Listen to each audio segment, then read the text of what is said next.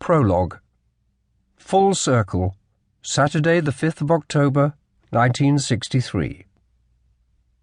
In the descending gloom of an autumn evening, a small funeral party has gathered in the graveyard of the church of St. John the Evangelist, a Gothic edifice faced with napped, squared flints and roofed in blue slate, which stands in the Hampshire village of West Meon. It is a pleasant, sleepy, ancient spot where a succession of churches have stood since the 12th century. Around the funeral party stand lichened gravestones dating back more than 4 centuries. The buried include William Cobbett, the radical pamphleteer, and Thomas Lord, the cricketer and founder of the cricket ground in St. John's Wood that bears his name.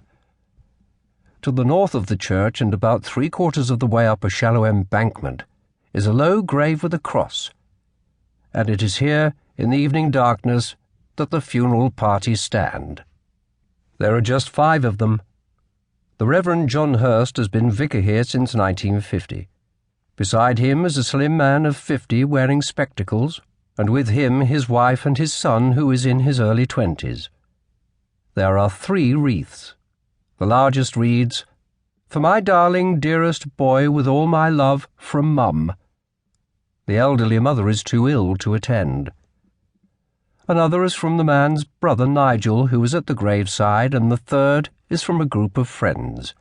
It is a simple service with no music, hymns, or sermon.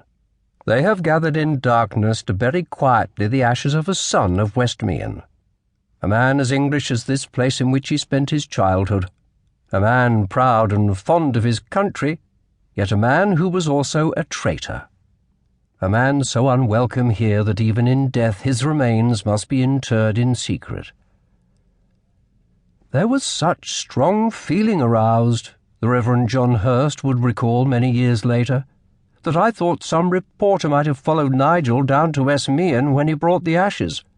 So I did not dig the hole for the casket till 10 minutes before he was due to arrive. As he places the small casket into the hastily prepared hole, the vicar experiences an awkward moment. It isn't quite deep enough for the ornate vessel. There was a plaster spike on top of which the tip was just level with the grass, so I broke off the tip and put it in my pocket. The dead man's ashes are placed in the family plot besides those of his father, who had died almost 40 years earlier. On the front of the cross is inscribed, "Malcolm Kingsford de Moncey Burgess died 1924. To it would now be added, Guy Francis de Moncey Burgess died 30th of August 1963. Guy Burgess had finally had his wish and returned home.